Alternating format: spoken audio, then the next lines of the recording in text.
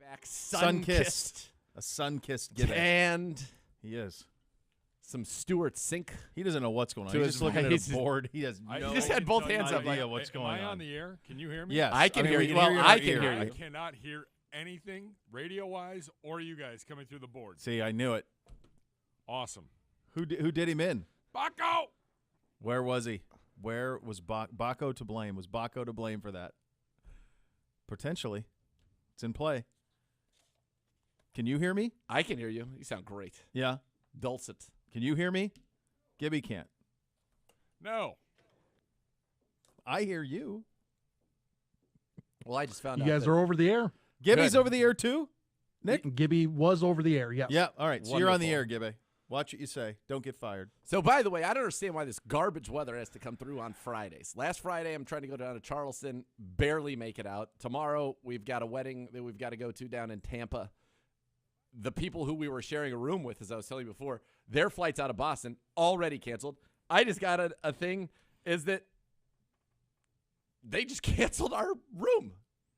Who did? The other people couple. in Tampa canceled your room? Well, it was we were sharing it Why together. Why would they do such a thing when you were staying in those accommodations? I don't know. I just said to the sweet Miss Well, what's Kay, Miss K doing right now? I mean, said, she's gonna let's to just get on have this. them pay what they paid on the deposit. We'll take care of the rest. And it sucks, whatever. Let's not stress about this.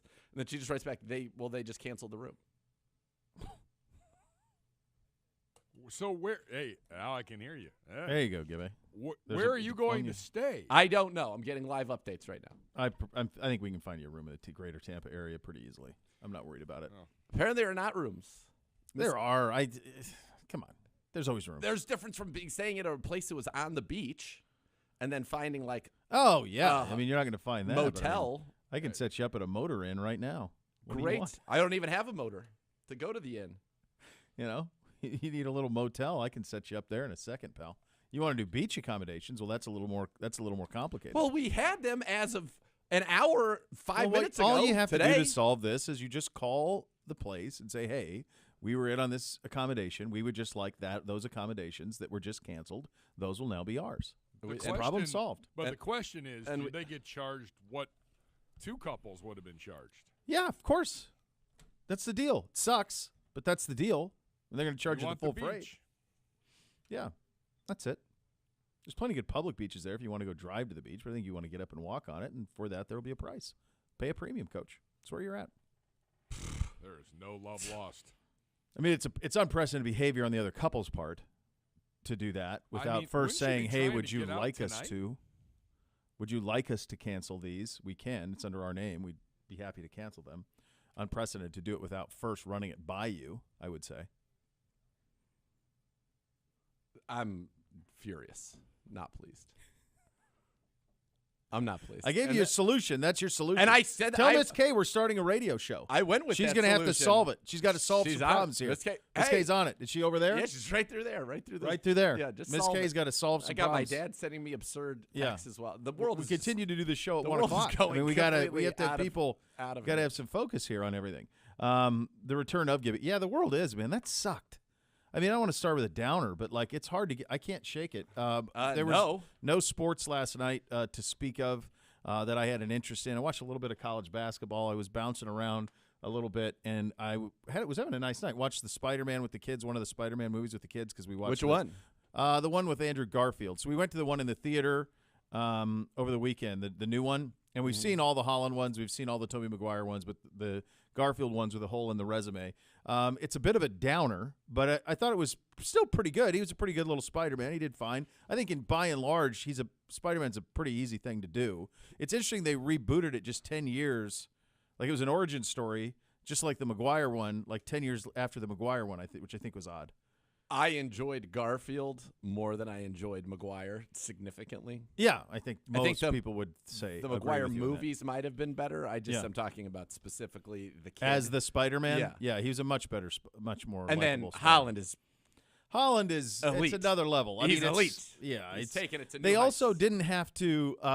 They didn't have to origin story that Spider-Man. Right. Like they just established. So you didn't get the Holland origin story, which was interesting because that seems like that's a gold mine. Do you know why they went and stopped the Garfield version? Because that was happening during the Marvel Cinematic Universe It must and not all of have that. been doing great. And there's also something weird. The first with one made those- $745 million with Andrew Garfield. What'd the second one make? I'm guessing huge. All of them We'll make have to look a it $500 up. million. I don't know. There There's- my hunch is that there was something contractually that happened. There's something that- with the rights because those aren't That's on your it. Disney. You don't get those on your That's Disney right. Plus. So that's probably what happened. There was probably this ownership of Spider-Man was probably complicated, and so once the ownership went to Disney, and then they got Marvel Cinematic Universe. Once that happened, they had to relaunch with their own Spider-Man. I'm guessing that's what it was. And there's It has also to the be. weirdness with that with Hulk. Like if you want to watch Correct. the Hulk movies, Yeah, the Hulk the origin standalones stories are not and available different there. actors. Yes, And I don't even know if they even I think all- Ed Norton. Terrible and Eric film. Bana played Horrible one. film. Yeah. Awful. Yeah. So Rotten. so that's the thing. So with Holland though, instead of doing an origin story, which is again, those are A+, those always hit. Instead of doing that, they pick it up midstream, but he's far and away the best. He's fantastic. By the way, Emma Stone was great as the heroine Great. in this one. She was spectacular. Very in it. nice. Yeah. Lovely. I thought that one thing that I just from a fact-checking standpoint, from what I could tell, her dad is the chief of police in New York. yeah. It's a hell of an apartment for the chief of police. Dennis Leary, right? Yeah. Yeah. We just That watched was this one. Pretty good spread. Pretty good. Not great at his job, turns out. Not great, and No. well, paid a pretty good price for not being great at his job. But the spread, the sacrifice. 23rd floor in Manhattan, Pretty good.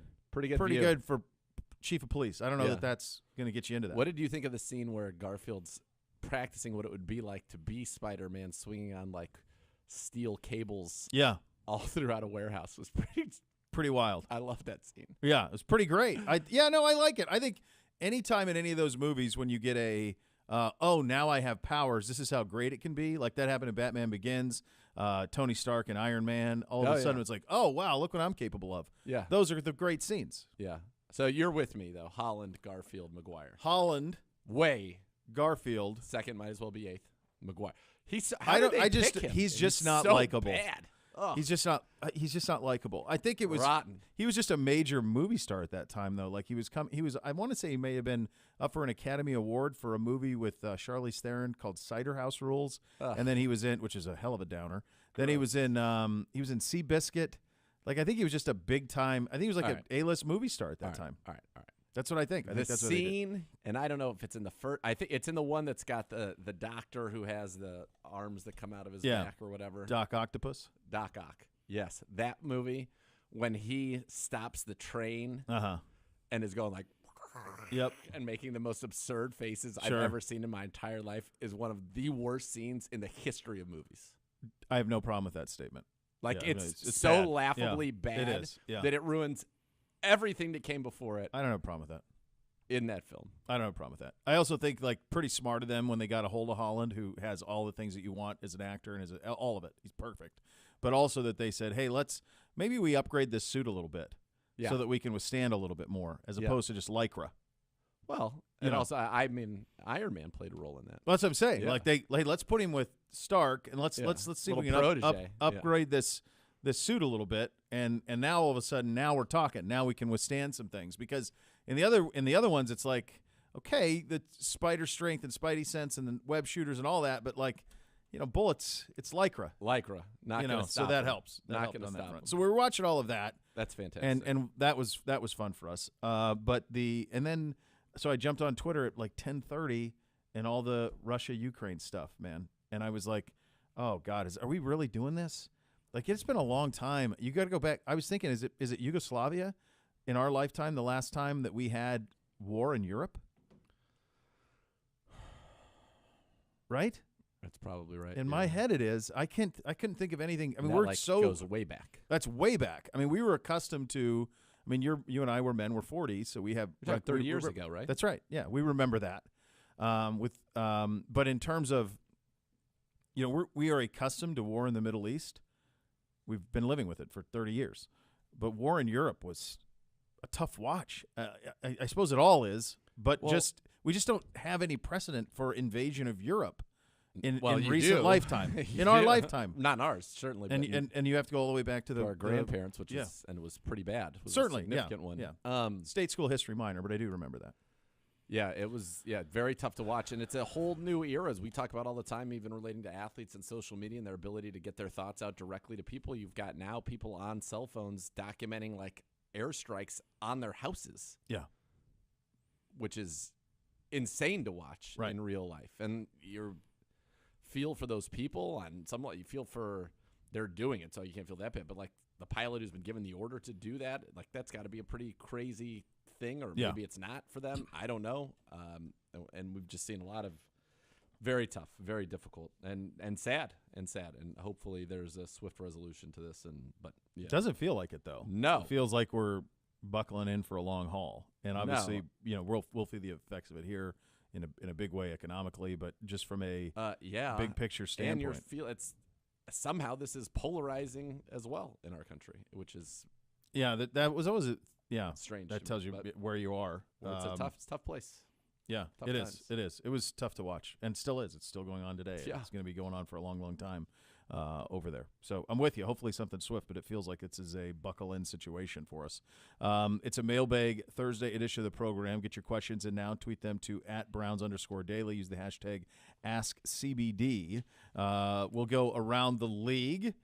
Some big stories on how you will take in your NFL football. We'll go inside the position group battles, take a look at some of the specialists. Jake Trotter will join us at 2 o'clock. Have a little fun with that. Mailbag as well. We're off and running here on a Thursday edition of Cleveland Browns Daily, 850 ESPN Cleveland.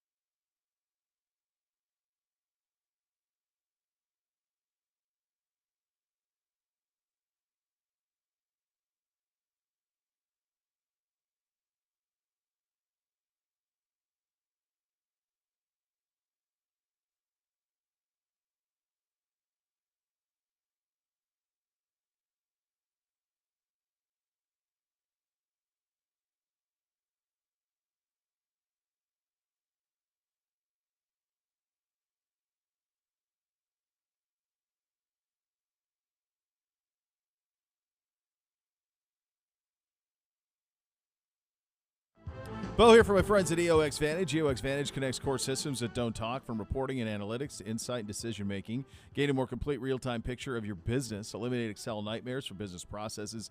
Visualize your important data in one place. You can gain real-time insight to make data-driven decisions on performance through role-based visualization dashboards. With EOX Vantage, you can benefit from lower overall costs, better alignment between technology and business needs, scalability, ease of deployment, and management. EOX Vantage makes your data work smarter to move your business forward. It's simple as that. You're about growth, and your software should be too. And with EOX Vantage, your company will scale effortlessly. Local presence but global footprint, and trusted by some of the world's biggest brands. Check them out at www.eoxvantage.com. News in the NFL world last night from a television perspective. I think the New York Post was the first with this, but I saw Sports Business Journal as well. Troy Aikman looks to be leaving Fox Sports, so he will, but not be going to Thursday night, rather Monday Night Football and ESPN at a salary reportedly thought to believe around 17, which is what Tony Romo's at. And so that's the rub there. I have many questions on this, and I know there's a lot of tentacles to it.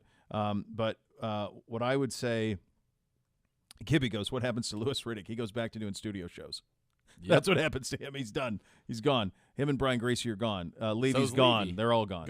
And Levy, we had him on. It felt like he knew it was coming.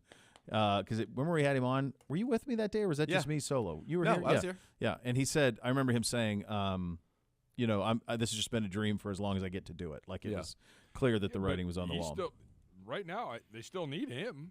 They'll go bigger plans. They're going to try to get Buck. They'll try to get Al Michaels first. That'll be the first call. You'll try to get Michaels. I feel like that's been on the 1 yard line with Amazon for weeks, and it's still not done. It's not done. So and maybe he wants to make sure of the games he's going to broadcast. Those Thursday night games are usually not the best, so he's probably going to want to be sure on the games he's going to broadcast, and he wants to know who he's doing it with.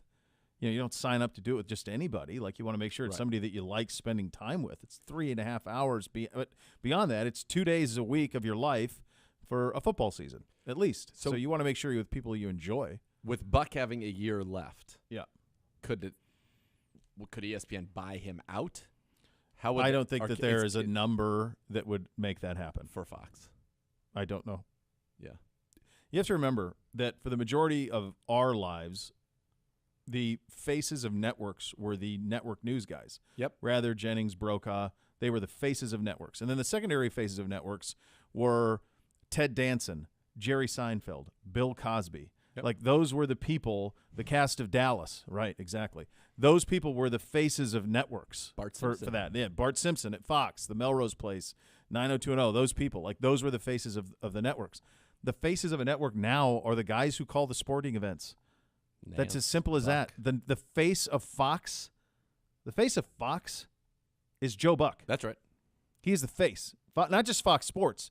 He's the face of Fox, not Fox News, but Fox, the network. He's the face of Fox Network. So there's no number that ESPN could do. He's been with Fox from the beginning. He's the only guy to call World Series and Super Bowls on Fox. That's it. He got the job. He's like 26. Yep. He's it. There's no number ESPN can come up with it. If I'm Fox, you don't match. You have to have him. He's the network. He's the face of it. In the same way that Nance is that at CBS. There's no number that would be too big for Jim Nance. He's the face of CBS. Correct. When you do the advertiser meet and greets, those guys walk in the door to do the handshaking. They're the ones who are voicing the presentations. They are the faces of the most watched properties on the network. There's no price. Yep. So I don't think Joe Buck will leave. They had to know that this was coming, and they must have a backup plan. What I think I'm most interested in Aikman's play here. That's what I find interesting. He wanted the money. I think Fox he wanted couldn't to get close? Or didn't sound like it. Fox wasn't willing to pay him because what he was Romo. like at 12. Yeah, he wanted Romo money. Okay, so he wants the extra 5. Like, I'm surprised Fox didn't get close to keep that group together unless maybe it had soured.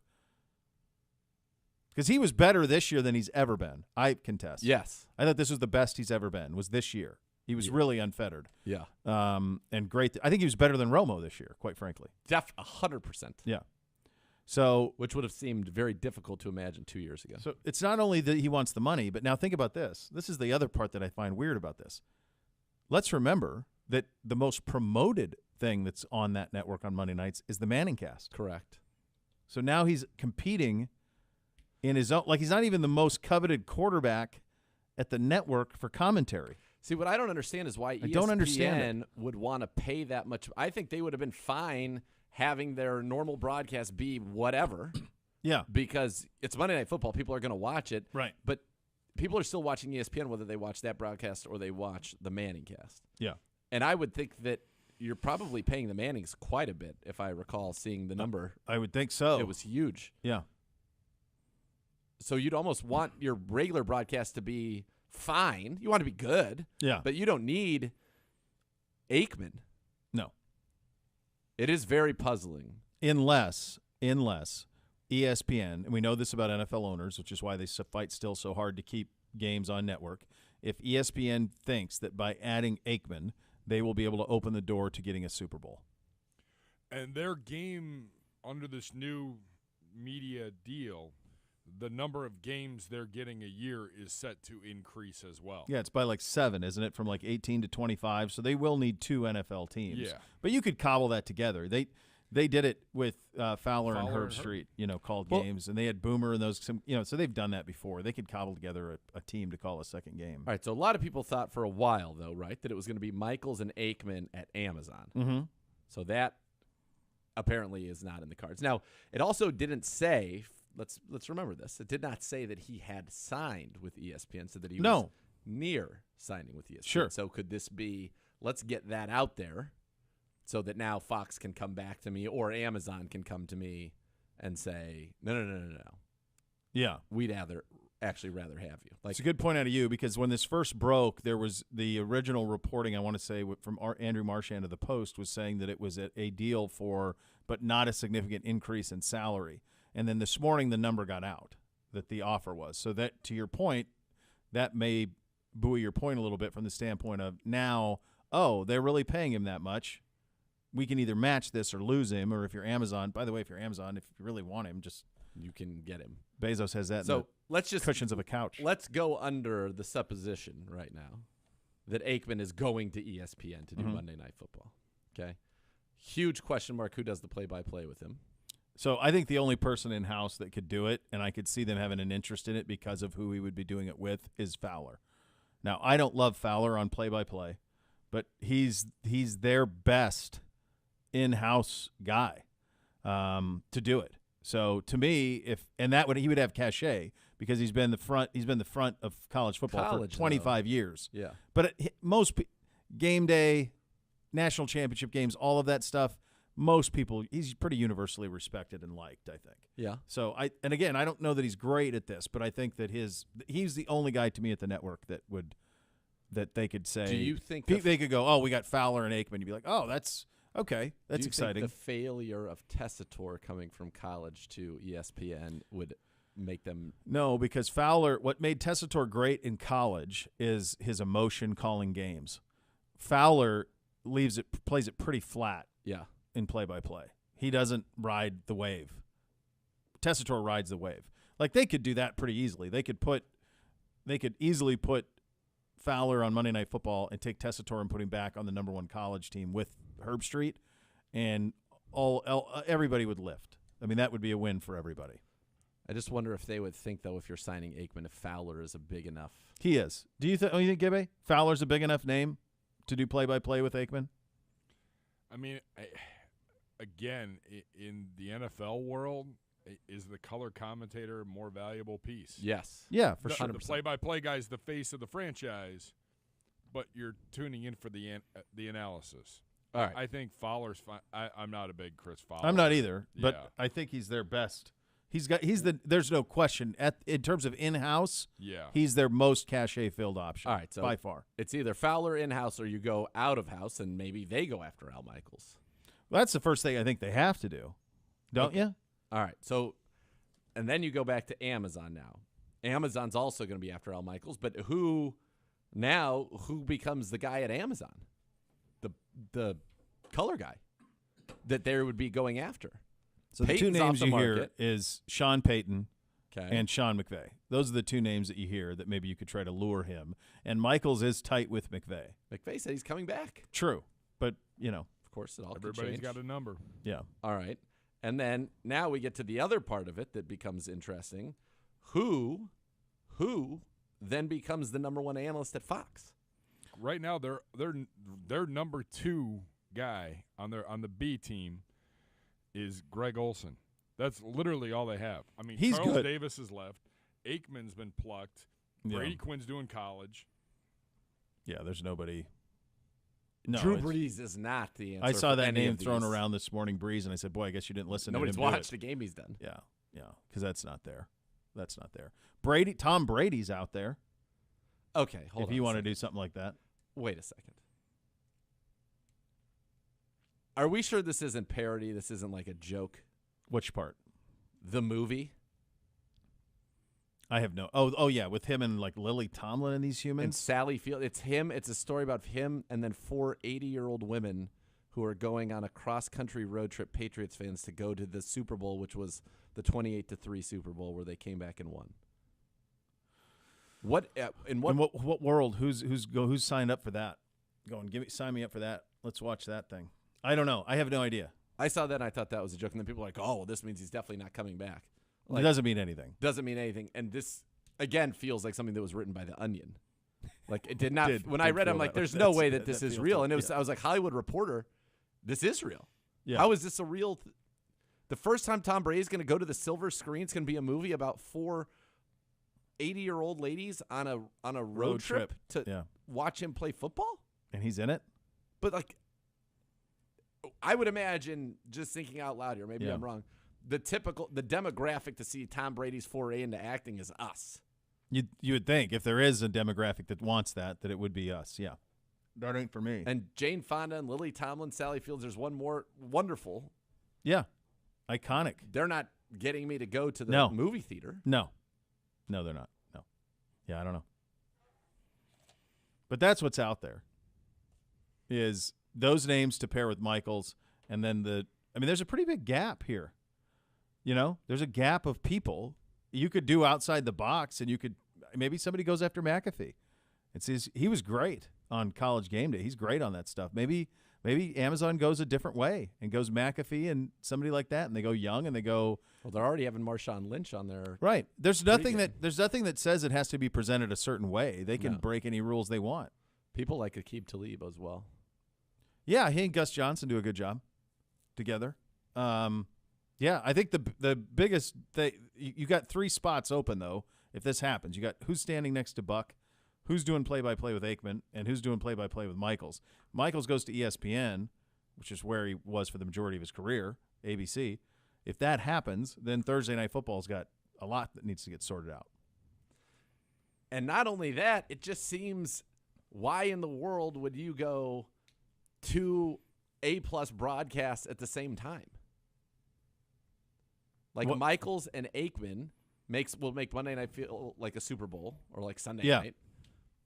And then you have the Manning cast. No, I agree. I don't understand the ESPN part of this. Like, I understand if I would understand the other way if Aikman went to Thursday. Of course. With Michaels. I get that. They may as well, honestly, throw me, you, and the Hoff on Monday night if you have the Manning cast going on. Why not? Really wouldn't matter. What matter? Plus, you're so invested in the Manning cast. So I would just be bummed because then I wouldn't be watching the Manning cast. Yeah. I'd be happy. We have to do our own version of it. Account, saw this morning, and this is good news on all fronts. The gambling train picking up some speed here. The Cavs announcing today they've teamed with Caesars with plans to open a sports book inside their arena by the end of the year. So it's pending regulatory and other necessary approvals, but they will have this open by the end of the year. So this measure has passed, and we're just waiting on implementation of it, and they've got until the 23rd. Is that the 2023, January 1st, 2023, for this to go through? Yeah. This has been a long time coming, and long overdue in my view.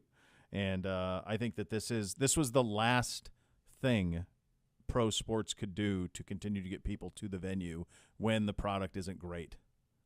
Right? It's the last thing, because you're not going to be trouble here. We got season tickets forever and all of that. But like when you think about what's happened at Ohio Stadium even in recent years with the Buckeyes because of some of the scheduled games that they've played.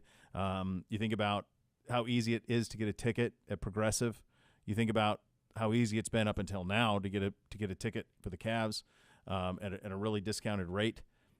This protects against, it's one more layer of protection for ownership in protecting against bad product. Is no what doubt. it is in a big way. I'll tell you, when I saw this, I was pumped. And Me I too. imagine that, it's something like this. And this makes me excited because it's a Cleveland team.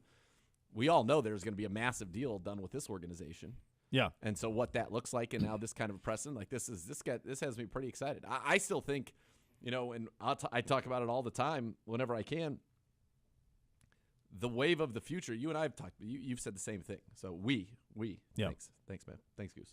We have said, there will be a time when you go to the game and Yep. there will be a console in front of you that you will be live at. Will this play be a pass or run? Will this Yep. drive result in a touchdown? All of those things are going to be right at your fingertips in your seat. Yep. You will have your own mini sports book in your seat as just another way to add, things. Or they can do something, on the big board where at the start of the drive from a giveaway standpoint even, Yep. right?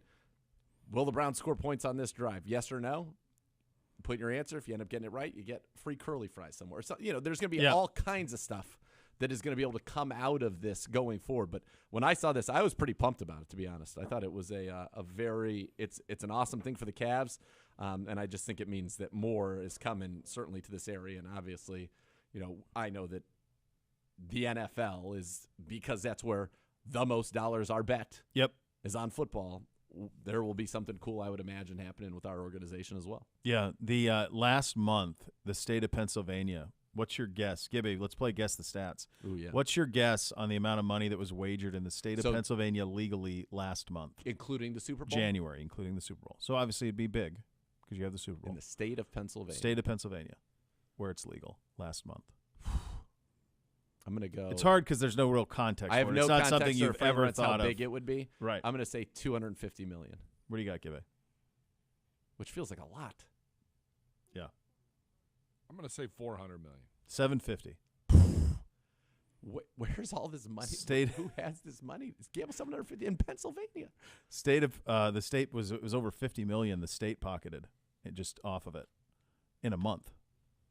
Yeah, dude. Yeah, man. Utah, again, the legalization of marijuana, Yeah. the legalization of gambling is going to, those are money presses Yes. for states. Yep. Just, You're seeing it. you just said $50 million that 50 they million a did month. not have before. A month in 1 month. And I'm going to go ahead and do some math for you. That's $600 million in a Right. year, which is $1.2 billion in 2 years. That's right.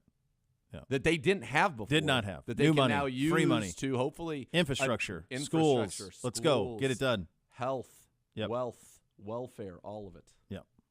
Rumpke Waste Recycling, family owned and operated. Whether you join them as a customer or as an employee, you'll become part of the family. Visit rumpke.com to learn more on that front. We'll take a look at the specialists coming up next as our skill position review continues. You listen to Cleveland Browns Daily on 850 ESPN Cleveland.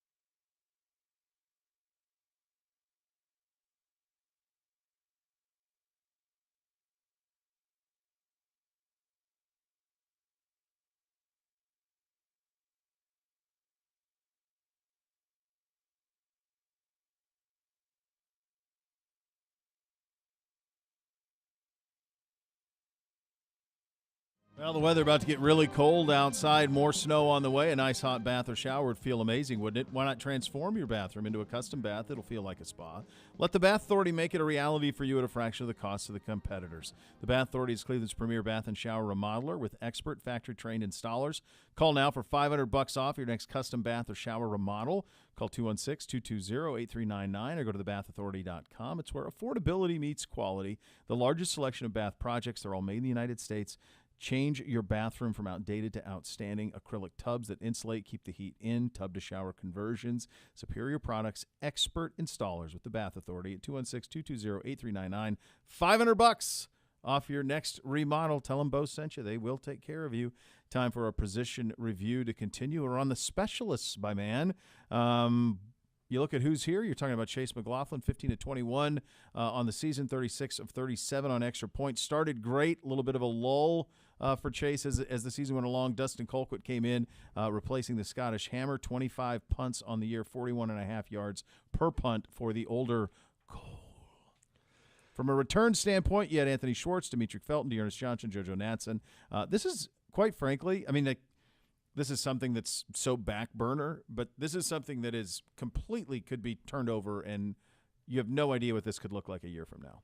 Yeah, and I don't know that it is back burner. When you are last in the National Football League in field goal percentage, yeah, there is a need for a change. People say, well, he only missed 6 field goals. He kicked 21. Yeah. 71.4%, 15 to 21. 4 of 10 from 40 to 49. Now, he was great on extra points, great on kickoffs, but you've got to be better on field goals. And you think about the fact that the Browns, again, lowest made field goal percentage in the NFL. Are they nervous in Cincinnati when Evan McPherson gets up to make a big kick? Are they nervous in Baltimore when Justin Tucker steps up to make a big kick? That's in your division, and those are the teams you're going to have to compete with. And frankly, Boswell's been plenty fine for a long, long time for the Pittsburgh Steelers. Yeah.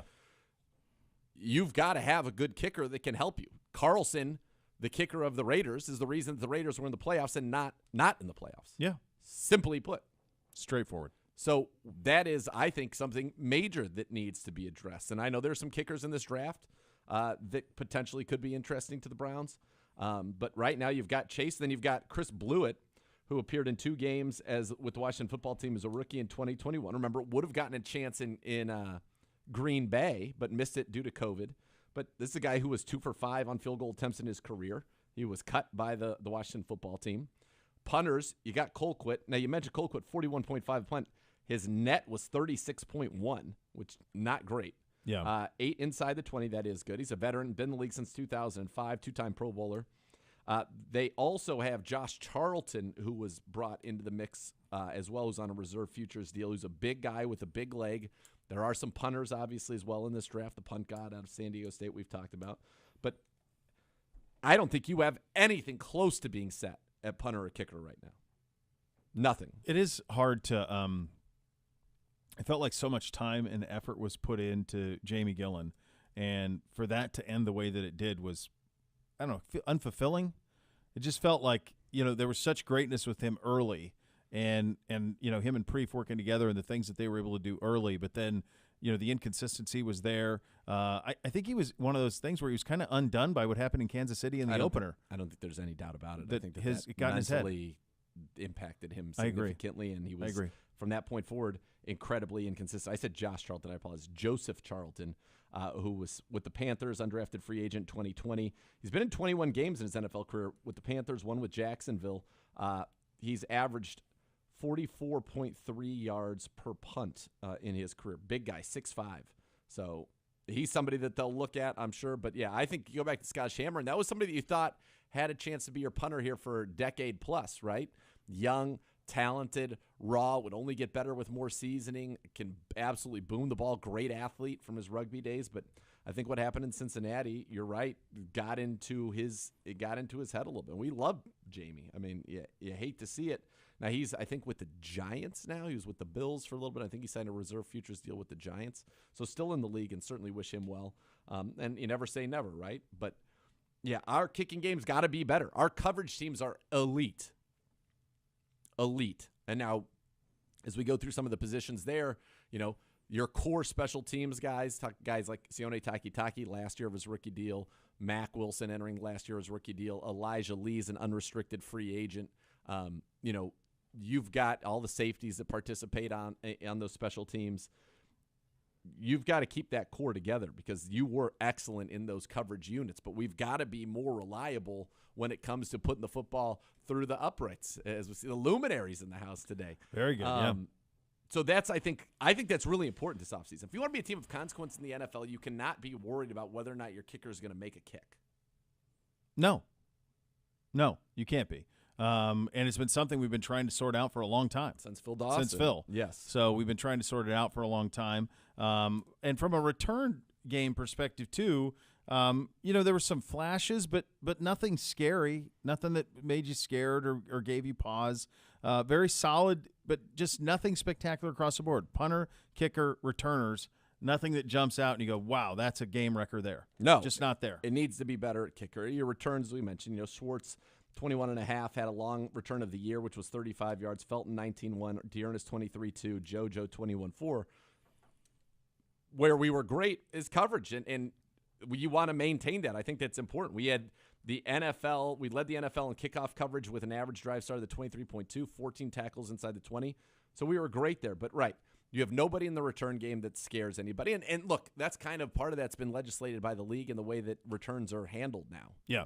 But we've got to be able to put the ball through the uprights. To me, if you say there's one thing for this unit that needs to be addressed more than any other, it is the field goal kicker position. And it would be great if Chase can get back in a good groove, but we have got to have somebody that can make it and can make it over 40 yards. Now, Chase was 4 for 4 from 50-plus, but 4 of 10 from 40 to 49, which is odd. We've got to be reliable, and it's a tough place to kick. It is a tough place to kick on the shores of Lake Erie. But Dustin Carlson, when they needed it in that game, which was so massive, what did he go from 48 at the end of the game right through the uprights into the dog pound? That's what we need. That's what we need to have here. And so I think that, in my mind, kicker is a big priority. I think it's an important thing for the Browns to address. Is it – the thing that's interesting about the position is once you have one, it's like you have one for 20 years. Like you just keep them. Like they don't hit the market rarely. I mean, you think about now the idea of when Vinatieri left to go to Indy. Like those things don't happen anymore. Like you get a guy, they stay. That's it. So it's really hard. It's almost like you have to do what the Bengals did. You have to draft one. But even people have tried that. I mean, you think about Aguayo with Tampa Bay. They drafted him in the second round. Zane Gonzalez, Austin Seibert. Right. I mean, well, yeah, we've tried. We tried. Yeah, it just hasn't. Do you think this place? By this place, I mean the stadium and how difficult it is to kick there. Like, does it get in people's heads?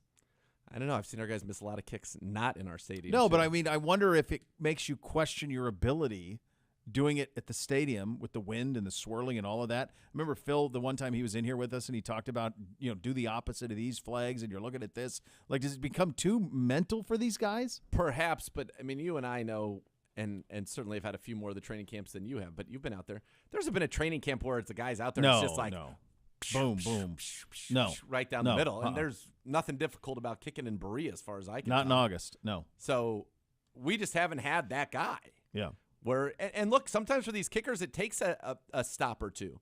Like Dustin Carlson, I'm pretty sure, started his career with Minnesota, didn't work out, ends up going to the Raiders, and is now a franchise kicker. But when you get those guys, you're right, you hang on to them because they make an impact on the game. And even Matt Gay. Remember, Matt Gay wasn't so great in Tampa, and then he goes to the Rams and was great for them in the Super Bowl, the whole run up to the Super Bowl. He was so reliable. So it is a tough thing, but Butker has been, Butker for the Kansas City Chiefs been there. So it's a tricky position. It's the closest to golf of any position in the sense that, guys can get in their head. Guys can all of a sudden kind of freak out a little bit and can start to struggle and think of a guy like Nick Folk, who made 92% of his kicks this year. Gay was at 94, by the way, 94%. Carlson, 93%. Carlson was 40 of 43. I mean, that is just ridiculous. But Nick Folk's been on. How many teams has Nick Folk been on? Yeah. 1 billion? Yep. But it is so important to, when you get the guy, to get him and to lock it in. So Carlson led the NFL this year with 40 field goals made. I mean, that is a weapon. That's a weapon. You go through, and they say that, field goals are not good to kick. You don't want to kick a lot of field goals. Carlson had 40. That was first. Nick Folk, 36. Boswell for Pitt made 36. So those three teams all made the playoffs. The Ravens, Tucker was 35-37. They just missed. The Minnesota just misses. Joseph had 33. Matt Gay, 32 of 34. 32 of 30. I mean, think of these numbers. 40 of 43. 36 of 39. 36 of 40. That's 90% for Boswell. I mean, you just go in our division, you're talking Boswell goes 36 out of 40, which is 90%. Tucker's 35 out of 37, which is better than 90%. And then you go down to Evan McPherson, 28 of 33 on the season, so just below 90%.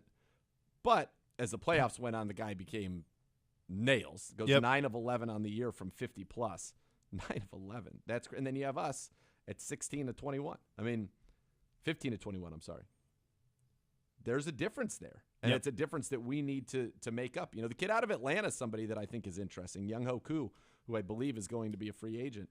27 to 29 last year. He's been a very solid, steady kicker his entire career. And maybe they say, all right, we're not going to pay a kicker right now because we're pretty far away. Although, frankly, right now they're the only team with a quarterback in their division. Yeah, and which is one insane. at a $48 million cap hit that it's going to be nearly impossible to move off of. So, that's all you want. You just want to not – you don't even need, like, the top-end guys. You'd love to have one of those guys. You just don't want it to be noticeable. Yep. Like, go make the ones you're supposed to make. Yep. Right? Like, no one's going to hold it against you. You miss a 54-yarder. Fine. I mean, sometimes that's happened. That's tough. But make the ones in the 40s. Those are the ones you got to have. That's the difference between winning and losing. That's the difference between – that's why you're talking about 21 attempts for Chase last year. It's do you trust it to – do you trust it? Yeah. You got to be able to trust it. You don't want to have to think about it, and that's the problem that we've had in you many, many years. Take Zane Gonzalez, leaves here, goes to Arizona, makes a Pro Bowl, then has like a total meltdown last year in Arizona, and then this year goes to Carolina, and Zane Gonzalez didn't miss a kick under 50 yards this year. Right. He went 20 of 20. He went 17 of 17 on kicks under 50 yards, 3 of 5 on kicks over 50 yards. Zane Gonzalez. Heck, Seibert for Detroit. He ended up back in Detroit, goes 10 of 12 this year, and his misses were kicks of more than 40 yards. It's a hard thing to figure out. I'm not saying it is easy at all. Yeah. But it is something that needs to be figured out for this organization because we play in a division with two of the best right now in the league. And those things matter. You play close games. You need to come through when it matters. And so far, the Browns have not been able to do that since Phil Dawson left. Gibby wants to know, he wants you to rank the priorities for this position group in the offseason, returner, kicker, punter. I think we know kicker's 1. What would be 2 and 3? Kicker, and kicker. I mean, you need all to have, kicker. Yeah, you need to have a decent punter. Now, if there's one thing that I could throw out that maybe give people a little bit of hope here is Daniel Carlson's first season with the Raiders. He makes 19 of 26, so 73%. Struggled big time. Goes 6 of 10 from 40 to 49, 0 of 2 from 50 plus. Since then, he's gone 33 of 35 and 40 of 43, making 10 of 13 from 50 plus. He went 40 of 43 last year? Yeah, 40 of 43. 6 of 7 from 50 plus, 12 of 13 from 40 to 49. Yeah. But 2 years ago, he made 73%. He got them 120 points. He scored, well, and you add in his extra points, he scored them 150 points this year. 120 off of field goals, though. And 30 off extra points. He led the league compared in points. to 45 for us in the field goal. So he led the league at 150. Chase is 15 at 21. Yep. So you're 45. He's at 120. That's games. Well, Chase, and then hold on, also had the 36. 36 so Chase was at 37. 81 total. Right. Carlson 150, Nick Folk 150. Well, what I'm saying, though, is like the extra points, that's just finishing off a drive. I'm talking about the difference in amount of field goals made and not. That's games. And when you think about you had a defense that for the last 10 games held people to 17 or fewer. A lot. 8 times? Right. 7 times? Yeah. 6 points, 2 field goals here. Yep. Is the difference between winning and losing. Yeah. Should the Browns take a kicker or punt in the draft? Yeah, absolutely. Yes. Absolutely. If they're 100%. Until you find a kicker, I would always take one. Take one and keep it trying. Yeah, that's what you got to do on that front. Are you buying or selling a home? Howard Hanna Real Estate Services is always a winning strategy. If you plan to pick a move this season, they're going to have you covered at Howard Hanna. Every day is game day. Visit howardhanna.com/GoBrowns today for more. Coming up at the top of the hour, visit with our good buddy Jake Trotter. It's been a while. We'll talk about the Combine, talk about free agency, the moves that could be made here. That is coming up next. You'll listen to Cleveland Browns Daily on 850 ESPN Cleveland.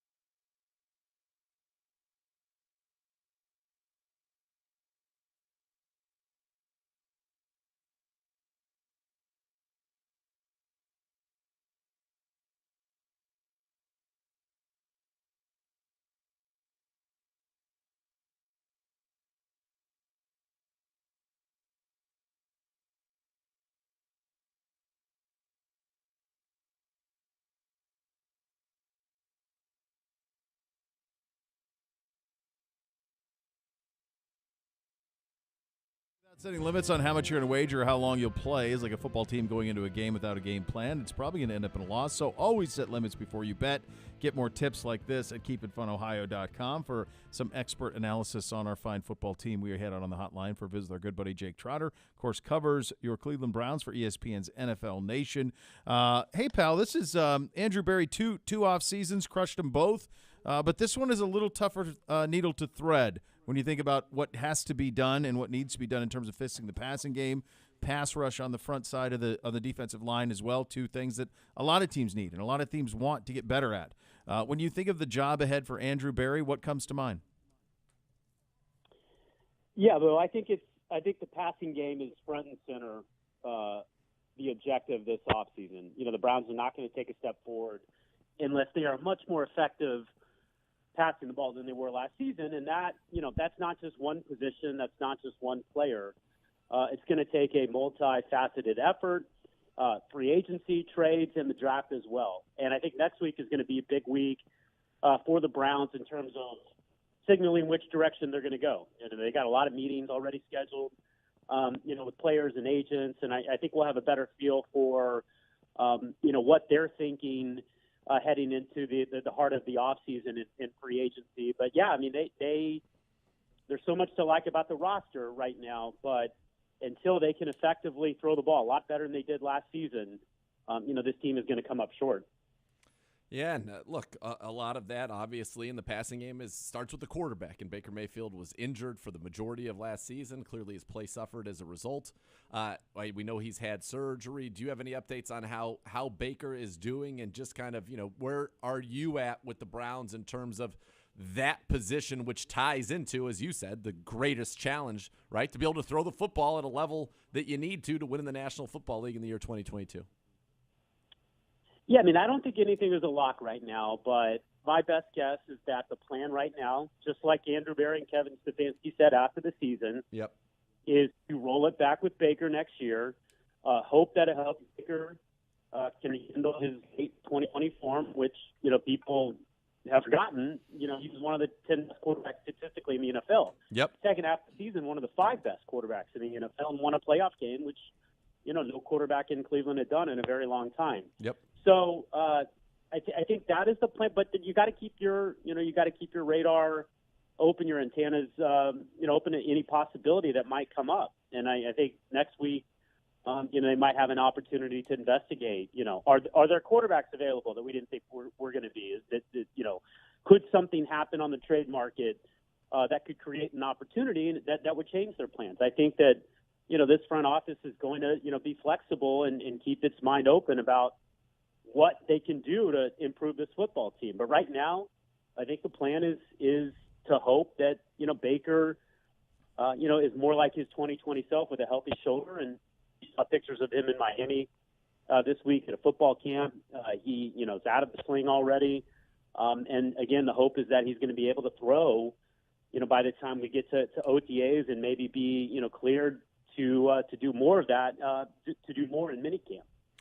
All right, let's talk about the guys who will be catching the football. We saw Jarvis Landry's tweets about, that he wants to be here. The ball is obviously in the Browns' court. The draft at number 13, heading to the combine. There are a lot of talented receivers here. Free agency, there are some talented receivers going to be available as well. Are you expecting a major overhaul in that room?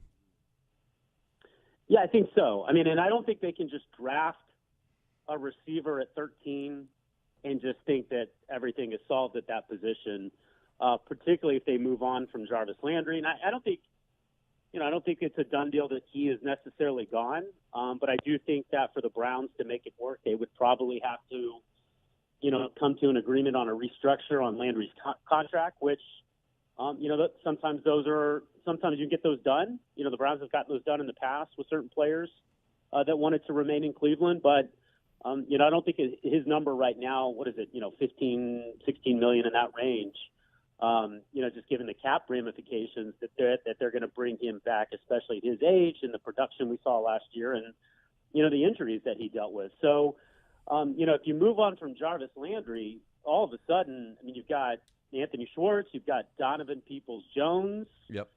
You got Demetric Felton, who's kind of a running back returner anyway. You got some major questions at that position.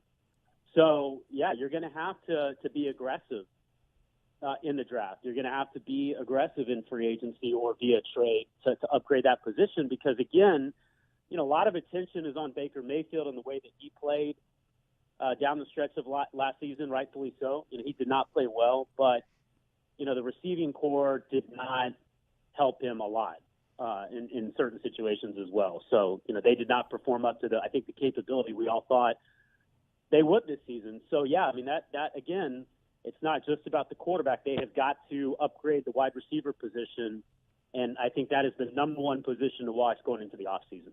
Yeah, obvious. Absolutely so, and an opportunity to do it. Good class of rookies going in there. Jake, I want to bring you back to Baker in a second. You've been around him a long time, and when you were around him this year, and again, it's tough because you're in a COVID situation, and so we know everything that comes with that.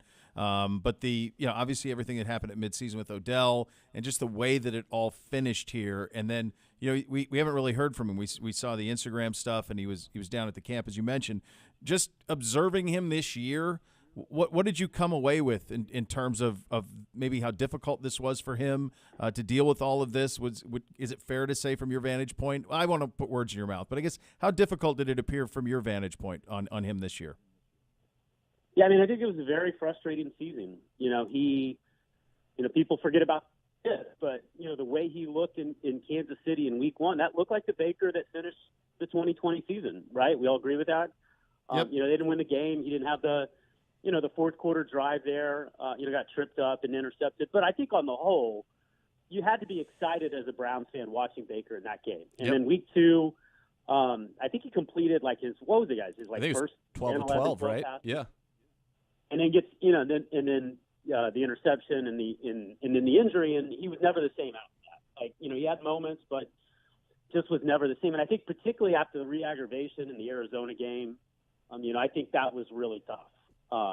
But there were other things he had to deal with this year that I don't know that he's had to before. And the Odell Beckham Jr., Odell Beckham Sr. saga, I think it was really damaging to Baker. Because, Odell was a guy that a lot of guys in that locker room looked up to.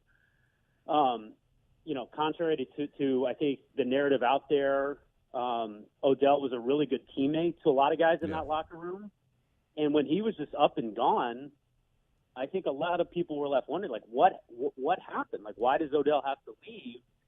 And then as Baker continued to struggle, and Odell, by the way, thrived with the Rams, I think that it put Baker in even tougher light, including with people like Jarvis Landry, who we all know was really close to Odell. So, yeah, it's a really trying year. I think, Baker is doing the right thing by, laying low, rehabbing, and mentally he's got to get right because I think that really tested his confidence in himself, just the way that everything went down.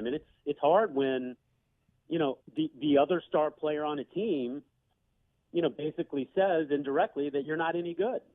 And then other guys in the locker room were, look up to that guy. So I think that mentally it's an important offseason for Baker, just as important as it is physically for him to get right again. There's no doubt. And look, winning cures all, right? I think if the team is rolling, a lot of those things take care of themselves. And unfortunately, that was, not the case last year as the Browns had that disappointing season. And I know Baker was disappointed with the way that it went down and obviously dealing with his injury. And I think, that is going to be one of the big challenges. But, we had a guy on, we had the kid Ben Lindsay on yesterday who did the Pro Football Focus quarterback annual. And we asked him, we said, where did, from the data that you get, we know what we saw, where did things change the most? And he said, look, in 2020, Baker Mayfield was the number 5 quarterback in the NFL operating from a clean pocket. And he fell, I think, to 27th in 2021. He said that's typically a stable metric. Now, Baker's been very good in 18 and 20, down in 19 and 21.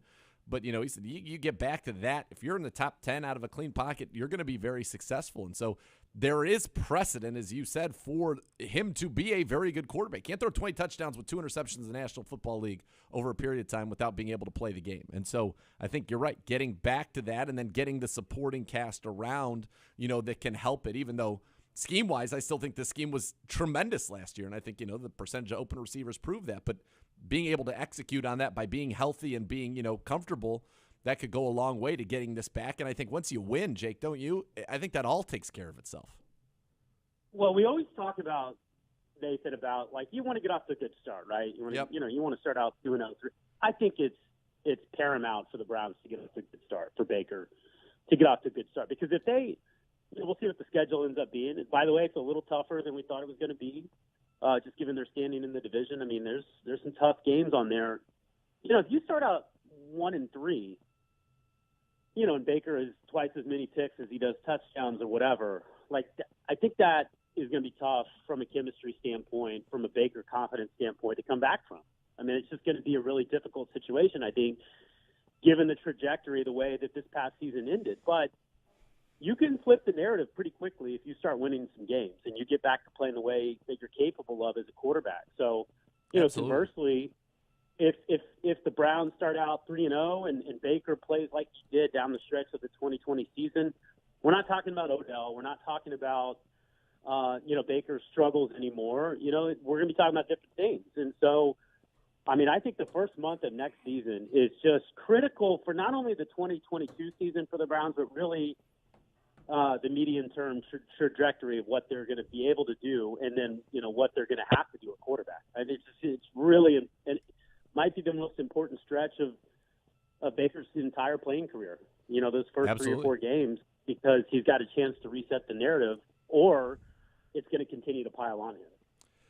Do you think, look, Andrew Berry has said Baker is the quarterback. I think that we're all under the assumption Baker will be the opening day starter for the Browns. Do you think they're going to run that quarterback room behind Baker back, or do you think they will look to bring in, and we've heard Mitch Trubisky or Marcus Mariota, a quarterback of that caliber who's led a team to the playoffs, to come in and provide competition, or do you think they're going to just run it back with Case? And the reason I ask is because last year, Case did a good job in his 2 starts, 2-0, but they never felt that was somebody they wanted to fully turn it over to, right? Baker had looked good in practice. He was not, too injured to play, so they felt that he still gave the team the best chance to win. Do you think that the rest of the quarterback room, with Baker as the starter, stays the same? Yeah, I think it's possible they go that route. My issue with that would be this. Let's look at the quarterbacks in the AFC right now. And you've got Josh Allen, you've got Patrick Mahomes, you've got Joe Burrow now, you've got Lamar Jackson, Justin Herbert, who the Browns saw, up close and personal. I mean, could be Aaron Rodgers, if he ends up in Denver or Pittsburgh or wherever. Is Mitchell Trubisky even a much improved? Is he a guy that's going to win a game for you in the playoffs? And this is the other problem, too, with drafting a quarterback. And, I was at the Senior Bowl. I came away impressed by, this draft crop, because it, isn't as heralded as some of the others. Malik Willis and Kenny Pickett, I think in particular, are guys that, if you're a team that needs a quarterback and you have a pick in the, the teens or the 20s, it might be worth investing in a guy like that. But, if you draft a quarterback, just in case it doesn't work out with Baker, so now you're going to have a rookie quarterback in the middle of the season, and does that change the trajectory of a team, immediate trajectory of a team that's, like, ready to win now? Like, right. Going into the playoffs with a rookie quarterback and beating any of these guys? Of course not. I don't care what the surrounding talent is. So I don't love the half-in, half-out game plan. If I were in charge, like, if you don't think Baker's the guy, okay, then, like, you need to push your chips in and go find that guy. Like, half measures, I don't think really changes Cleveland's outlook right now. I don't think that moderate upgrades at quarterback or perceived moderate upgrades at quarterback do anything for you in terms of contending for a Super Bowl, which is, by the way, what the goal of this team is, winning a right Super Bowl. now. So, Baker being 2020 Baker is. I just don't think that I don't think that does much for me, because I look at what is in the AFC and, like, are we beating these guys? We're not beating these guys with Trubisky. So that's kind of where I feel. That's kind of where I stand on a move like that, like a half in, half out move on Baker.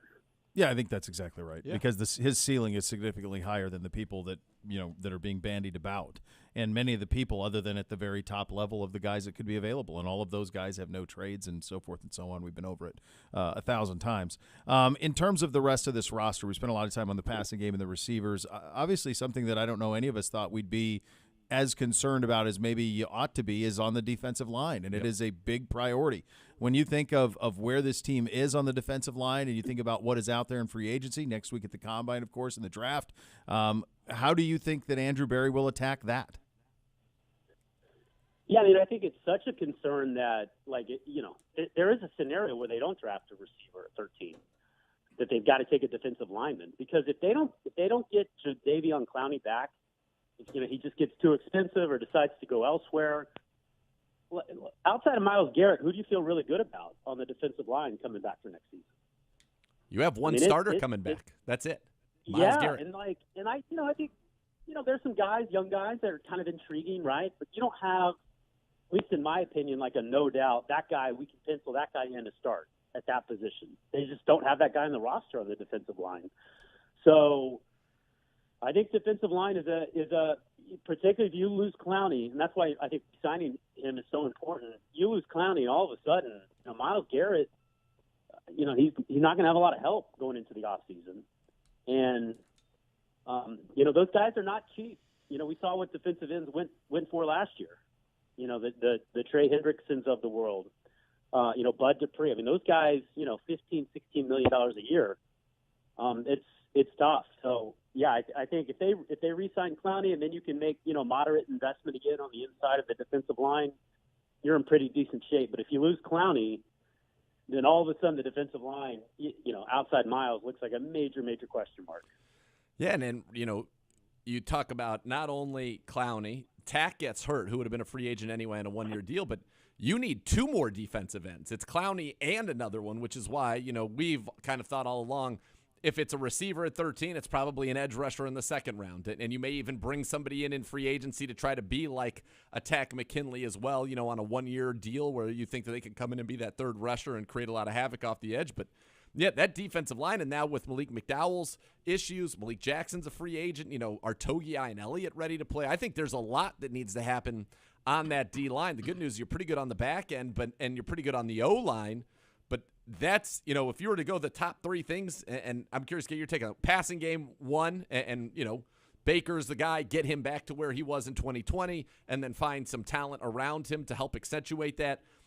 D-line, two, and then I'd even say kicker, three. I just think we need to get a kicker like these good teams in our division, and frankly, like the good teams in the NFL have got right now.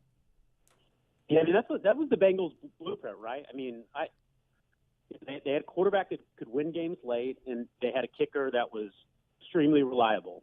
And after Chase and drafting the kicker, I don't know that the Bengals really did anything very noteworthy in the draft last year, but just getting, a major upgrade at wide receiver for the quarterback, and then a reliable kicker, you're able to, win games in the fourth quarter in the playoffs that way.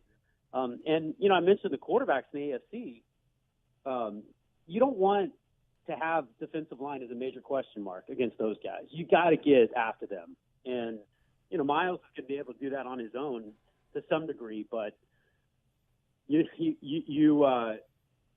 better have somebody else that can get after the passer and wreak some havoc. Otherwise, you're going to have some problems against these guys. I mean, it's just, we're kind of it's bad timing for the Browns, but we're entering an era right now where the AFC is just absolutely loaded at quarterback in a way in which it hasn't been in a very long time, in my opinion. Yeah, certainly feels that way. Next week is the Combine. Forget all the testing and stuff. You personally, what do you most look forward to going over to Indy for the week? In terms of for your personal, the things that you enjoy personally, nothing to do with the testing or interviewing people or talking to people. What do you enjoy most about Indy for a week, my friend? Well, for me, my job is very siloed. My company is in Connecticut, right? I'm the only person here in Cleveland covering the team. So anytime you go to these events, like the Senior Bowl or the draft or the Combine, it's always fun to see colleagues because, especially these last couple of years where travel has been limited. You just haven't seen as many people. Like, I haven't been to ESPN since I took this job. So that would have been like May of 2019. Wow. I used to go a couple times a year, if not more, back in the day. So it's always fun to see people not only work for ESPN but at other companies as well, because it gets kind of lonely out here, as a one-man bureau. That's why we try to keep you company, Jake. Keep you company, buddy. We do the best. We'll do better. I appreciate that. We'll do better for you. Yeah. Appreciate your expertise and Thank time you. today, Yeah, bud. Yeah. Invite me to a barbecue or something. There you go. That's right. Well, done. Nathan and I are going to have transformative turkey this summer. We know Gibby's not going to do that. No, No, selfish. no, very selfish. Keeps everything. He really himself. slighted you last time you were on, as I recall. I remember that too. Yeah. Yeah. I will not be hanging out with Jake Trotter next week. See? Yeah. There you go. That's Not what by he your does. choice, though, Gibby.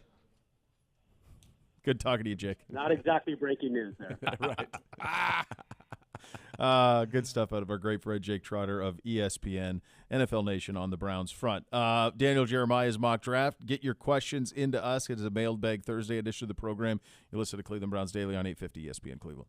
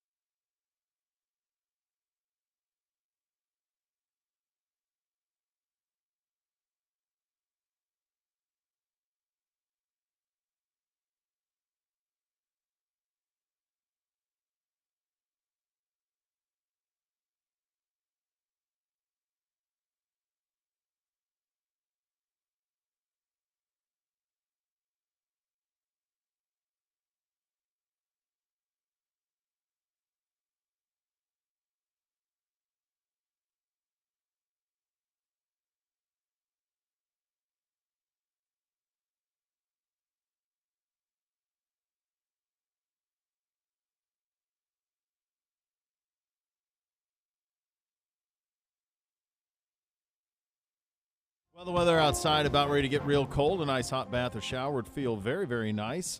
And you can make it feel even nicer and look nicer as you transform it from a bathroom to a spa-like situation with my good friends at the Bath Authority. They make a reality for you at about a fraction of the cost of the competitors. They can do it in about a day. The Bath Authority is our premier bath and shower remodeler in the area. Expert factory-trained installers. Call now for $500 off your next custom bath or shower remodel. To do so, just give them a call at 216-220-8399. Go to thebathauthority.com. It's where affordability meets quality. They have everything you want. In fact, the largest selection of bath projects are all made in the United States.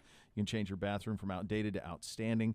Acrylic tubs that insulate and keep the heat in. Tub-to-shower conversions. Superior products with expert installers. That's what you're going to get from the Bath Authority at 216-220-8399 or thebathauthority.com. Daniel Jeremiah with Mock Draft 2.0 coming out earlier this week. We talked about this a little bit with the George Karlaftis move with us at 13 on the defensive end. He writes about Karlaftis. The Browns will need to continue to reinforce their pass rush, especially if they lose Jadeveon Clowney free agency. Karlaftis didn't post huge sack numbers at Purdue, but he provided consistent pressure. The Browns, I think, need to come out of this offseason. You want to bring Clowney back because it worked. Yep. Period. You still need to get somebody who can either be in free agency in that Takk McKinley role, plus you draft somebody that becomes a long-term solution for Clowney, or Clowney comes back, you draft the guy who can be the Takk McKinley role immediately, and then succession plan into the Clowney role. Now, if you don't get Clowney back, there are some good names out there that are either currently available as free agents or will become cap casualties that will be available as free agents. But the notion that you can come out of this draft without getting a young edge that you think can start for you for a while, I think is foolish. I think you need to. And that's why when we went through it, we're locked in on receiver. I still think you need a receiver. You do have two guys that I think in the organization they believe in can be good receivers for you in Donovan Peoples-Jones and Schwartz, but you need a dude. Yeah. And so the only place a dude is coming from is from early in the draft. Most likely. I mean, you get lucky. A.J. Brown was a second-round pick. You know, yep. Stephon Diggs was a fourth-round pick. You got to find those gems. That stuff happens. It does. Deontay Johnson, I feel like, was a second-round pick, and he's tremendous. But you've got to find that. I just think your first two picks feel like this year, and we've done a pretty good job. And they've, it was tackle, it was corner, right? Yep. And now this year it feels like it's receiver and edge are going to be your first two picks for the Cleveland Browns, and that's the way that it's going to go. In the years before, it was offensive line and safety, and then last year it was corner. We thought maybe receiver in the second round, but then JOK falls, and that's the direction that you go. You're going to see mocks probably with edges, and you're going to see mocks with receivers, and that's probably what it's going to be. I think the notion, and I'm with Jake on it, and look, if they think a quarterback is amazing, you have to take him in the first round. But the notion that we take quarterback, to me, as I said, feels like it is less than 1% of a chance. Yeah, I think when we did this earlier, we had it as 1% for any position other than receiver or edge. Right. Yeah, less than 1% yes, for the every field. All the rest was the field. Yeah. Yeah. I think you just watched I mean, folks, you just watched the Super Bowl. You just watched the NFL playoffs.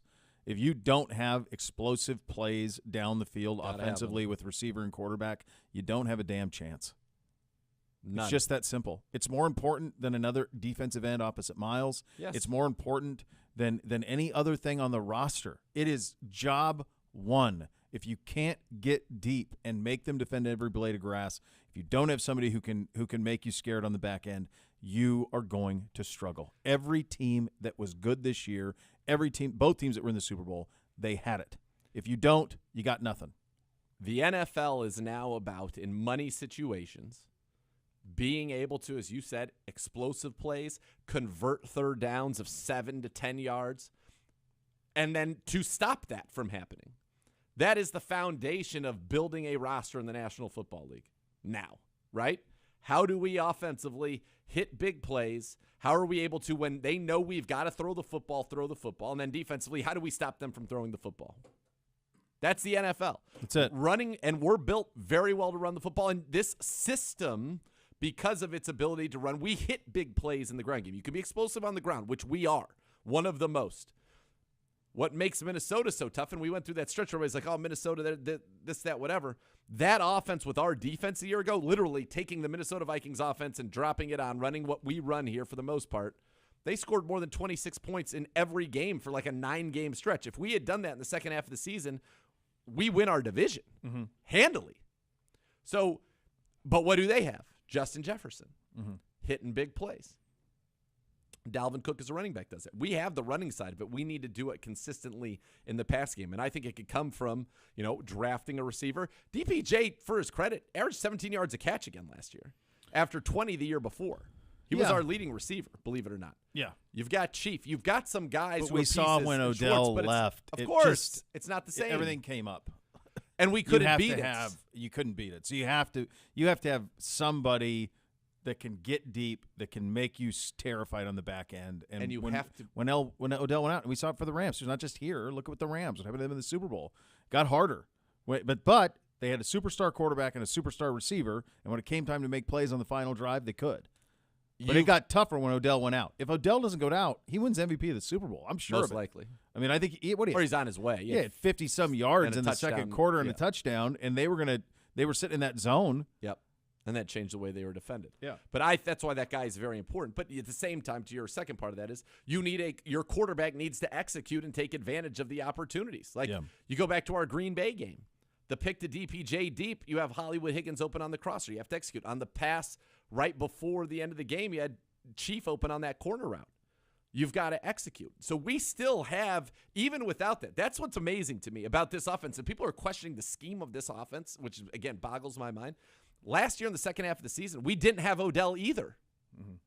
20 touchdowns, 2 interceptions. We were a throwing football team without that guy that you and I both desperately want for this organization. So that will only enhance it. I think you need to have it. I think it's very important. But we've got to be able to execute, too. You can get guys open, but if the football can't get to them, it doesn't matter that they're open. Yep. And so that's where this all comes together in terms of improving this passing attack. But you're right. I think that is the NFL. The teams that can throw the football when you know they need to throw the football, and then the teams that can get after you and disrupt you up front, that's how you win. And that's what it should all be built around. Yep. OBM Ohio Business Machine, preferred copier provider, your Cleveland Browns. They have all the X's and O's for your office. Call 216-485-2000 or visit ohiobusinessmachines.com. It's a Mailbag Thursday edition of the program. We will get to that coming up next. You'll listen to Cleveland Browns Daily on 850 ESPN Cleveland.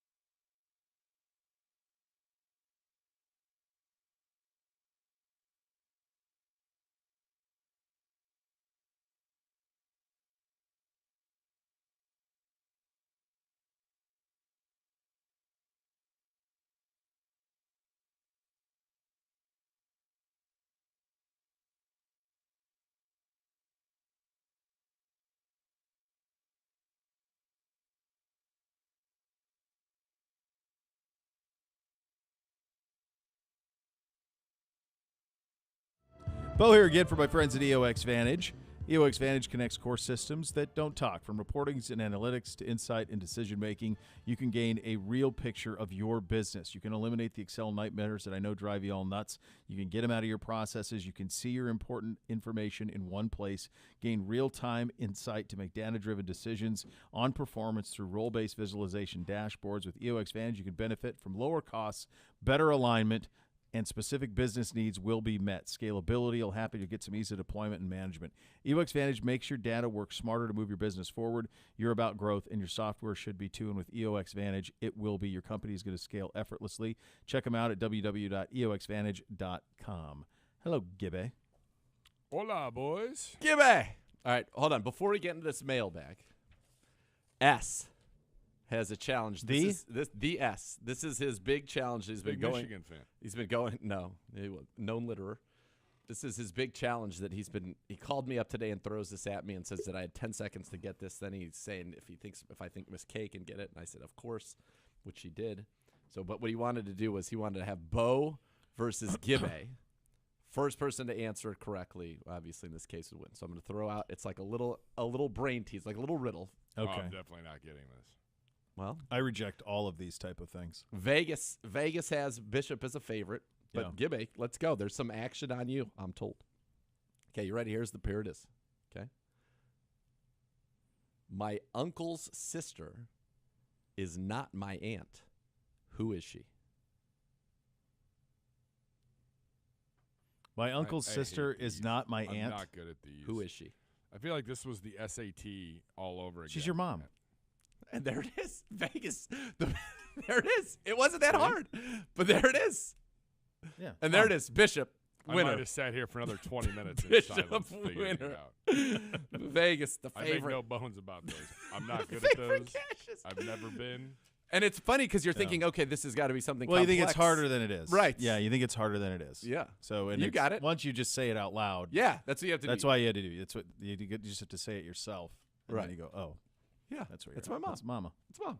There it is. All right, good job, S. S. He was really fired up about this. Like He's it was really Like excited. he had discovered this insane brain. I'm like, it's your mom. All right. And he's like, yeah, I know you get it. I'm like, Well, yes. why is this that exciting? I don't get it. But he I'm going was to try it pumped with. up I'll about try. Tell S. I'll try it with the boys. Yeah. I'll try the boys tonight to see how if they know what it is. If any of them could pick it up. If Bootsy wins, He had an incredible night last night. give it to me. So he's not doing. He's on the stretch where he doesn't want to eat anything. Like he just fights at meals all the time. Why? Like because it's an endless pursuit of snacks. So it's an endless pursuit to manipulate, to find ways to get snacks. Does he like a jerky? Yeah. I mean, he'll like anything in snack form. I think you could put anything in snack form. He doesn't. He's and not a would meal for it. guy. No, he doesn't want to do a meal. He doesn't want to sit down. And as soon dine. as he sits down, he's got to go to the bathroom. As soon as he's done with the bathroom, then as soon as one of his brothers excuse themselves, then he feels like he's out. He's a half sit on a chair guy. Like all this stuff drives me nuts. I've been battling with him for months on this on every front. So 6 out of 7 nights of the week, he doesn't want to eat the dinner. Now, it doesn't matter. Like if I make his favorite stuff, and I make a lot of different things. So it's a wide variety, wide array. But 6 out of 7 nights, he doesn't want it. So last night we did tacos.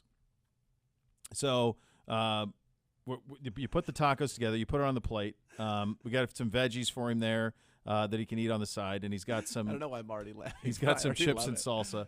And I go, he's not eating, and he's like in tears, and he's slouching, and his new move is, I think he might be able to cry on cue. Oh God. It's a pretty remarkable thing, but I think he might be able to at least create a tear, like tears on cue. If it's he's doing it a lot. It's just too much. He should be enjoying life. What's he going to cry about? He's got his own. You go get a soak. He's Put got your robe on. Well, have a soak. What's but your problem? everything he's doing, he's not interested in enjoying life. He's interested in perfect life, and for him, perfect life is a life of snacks. That's all he wants, and Okay. that doesn't necessarily mean that he always wants like chips or something or candy. Like he wants an apple cut up, or he wants, the baby corn. Eat like on my timetable he wants to because eat I'm on He his. loves living. a baby corn. He I loves love it. baby corn. and the baby carrots. Like he just wants these little snacks in bites.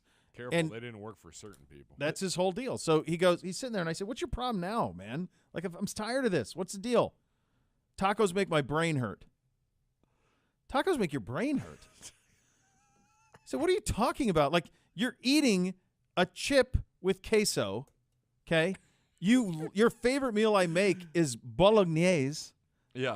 Which is ground beef, which is what this is. The only other thing that he lets me put on his taco is cheese. He eats that by the handful. My brain hurts. So I said, get out. Just get out. Hold on. So then he sprints to the couch. My brain hurts. Where did that even come Probably from? for me, because I say that from time to time, like, oh, my God, this makes my brain hurt. Okay. And so he'll go, there are a few reasons a day, I bet that it happens often. So he goes, then that leads to tears because then my wife gets on me because now I've upset him because I went hard on him. Not mad at me, but she's like, you could tell that she's disappointed because now dinner's ruined. He's crying. Okay, great. So he goes barreling into the sectional head first. He's crying at the sectional because of how mean I was about get out, kindly leave. And then he gets a hug from Mom. Within 45 minutes, of course he does. Within 45 minutes, he's eating an apple. Within 45 minutes, he's eating an apple. I go, God, it's unreal. Now, to his credit, I forgot about this part. To her credit and to his, before he had the apple, he had to go eat the taco. So it sat there for 45 minutes, and he had to go eat the taco. I was dying about. I forgot. This is the best part of the whole thing. He was gagging, eating the taco. You could hear him gag as he was eating the taco. Okay, so it was amazing. So he did. It wasn't. He was not rewarded. He did have to eat the taco that sat there for 45 minutes, and then after that, he did get the apple after. But first, he had to finish the taco. So as you guys well know, Bryce is pretty hardcore. We're starting to branch out. He's edamame now. He enjoys a nice edamame, which is wonderful, and some other things. But there's a time when it was strictly, literally, just noodles and rice. And we were on a family vacation, and it got to the point where a couple of people on my mom's side of the family just didn't get it. Yep. Now, they had experienced it, but they're like, oh, come on, we can, So it got to the point where he had to eat one pea.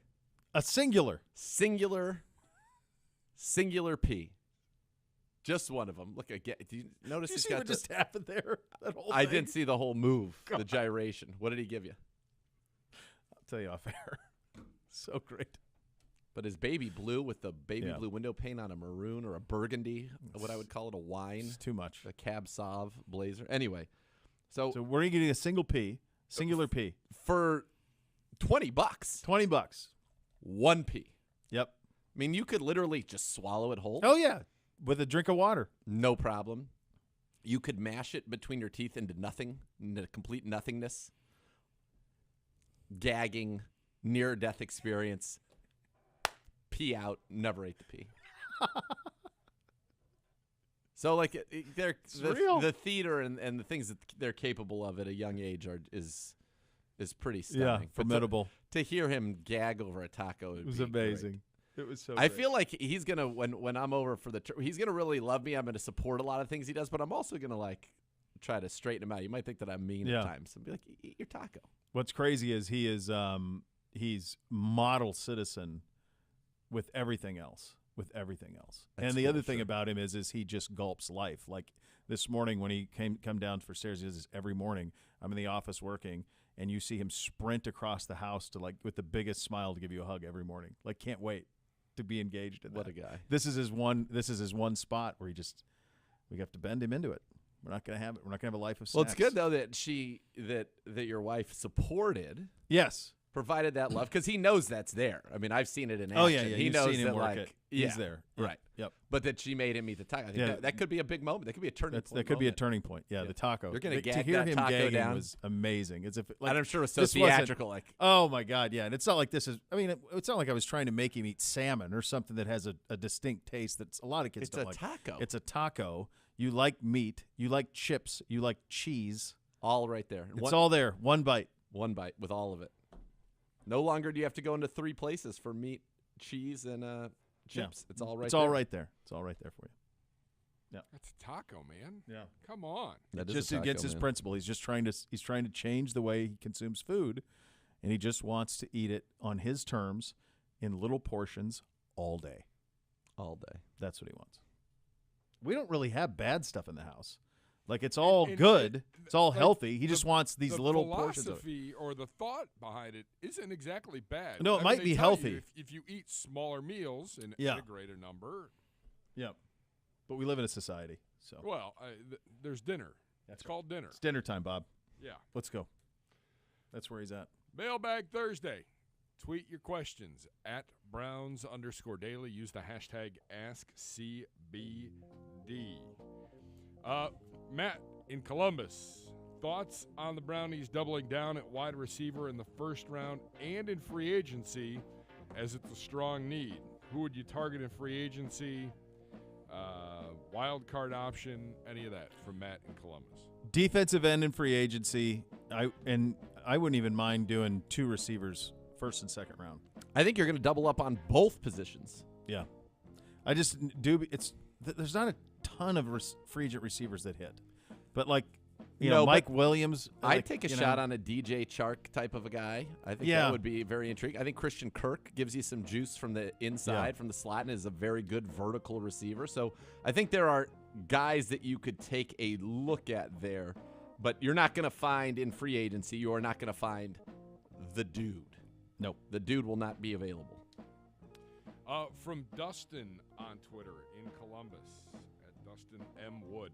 Assuming the Browns stay the course and do pick a wide receiver at 13, and the guy that we don't speak of is not available, would you go Burks, London, or Olave? I love Olave because I know him. I don't know that, and we'll do better. Like, we'll do a deep dive on all these receivers. Yes. We'll know more by the time we get out of the combine next week. We'll take a look at all of this. Olave is a sure thing. Book it. Crisp routes, separation, Justin Jefferson. catch the ball. That's what he is. Justin Jefferson. Yep. You keep talking that language. You said it. Yesterday we heard that as well. I'm into that. So if I'm into the Olave, this Burks kid really intrigues me. Yeah, really I also predicted that what other guys we had on yesterday said that, and I think that's just all you're going to hear is he's a Deebo Samuel type. Okay. Who's the original Be Deebo careful. Samuel type? People forget Percy Harvin. Percy Harvin, yeah. Yep. Percy was even more electric. Deebo's a tank. Like, Percy was. Yeah. He was an electric factory. Yeah. I don't know if we have time for He might be all an this, an but honorary Adam Ibs Segui, boy. Could be electric. Hypothetically, what would it sound like if the Macho Man recited Jack Nicholson's monologue in A Few Good Men? Maybe we'll find out. Not today. Not today. I don't have that in me right now. No. Too much joy of life zapped. Yeah. Let's see what else. Bobby, our favorite mailbag. Bobby Meckling, he's the guy. He is. What is the best type of cheese? Well, I know what Zegura's answer is going to be on this. Do you? Nothing. There are a few cheeses I'm okay with. They reside in a very similar family. The mozzarella, not afraid of. Yeah. The provolone, I'm fine with. But to me, if I said the one cheese that I would have to have in my life always would be Parmesan. Get the block, shave it into my things, my business. It's a real delight. What is the By the way, if you ever next time you make a chicken noodle soup, do yourself a favor.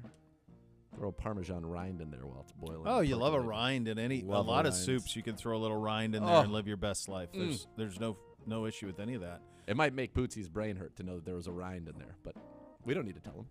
If it's cheese, I mean that. Well, there's cheese on the taco. So I know it's his whole operation last night was just absurd. Boy, that's interesting. Favorite type of cheese? I do love a good blue. Like plain or on things? It's got to be on things. Yeah, like you're not just eating that plain. I'm trying to think like a standalone cheese, like a slice of cheese. I would probably pepper jack. I would probably go an extra sharp cheddar if I had to do like a slice. As an idiot on its own, as I a would cheese ignoramus, self-professed. What makes it sharp? Could it tangier? Could it cut you? Tangier. Yeah, it's got razor blades in it. It's like a Piggy Blinders hat. Yeah. Okay. Yeah. That's just wondering. No, it's just there's a tangier. It's a little tangier than it is. Yeah. Yeah. So I that'd probably be the answer to that. I don't mind don't mind a Chihuahua cheese. Yeah, there you go. Yeah. You like queso, don't you? Or No. Yeah. Not It doesn't like if it was put in front of me and I was in queso, the mood. salsa, guac. It's the 3rd round pick. Oh, like could be a billionth. Okay, interesting. Guac I hold in very high regard. I find guac to be a really hit or miss. Like, Do you get the Heinen's guac? yeah, they do a good job. It's a nice guac. They do a nice job on the guac. Yeah, it's a solid guac. Yeah, But I mean, I would go salsa would be my number 1 draft pick. A Verde sold. Oh, you love a Verde. Remember that? Yeah, yeah. I Whatever love a the, habanero. yeah. And salsa encompasses so many things. I mean, I can just chop up some pineapple and some habanero. I could call that a salsa if I'd like. Yeah. And I will do that. We look forward to it. So much more to come. You're listening to Cleveland Browns Daily on 850 ESPN Cleveland.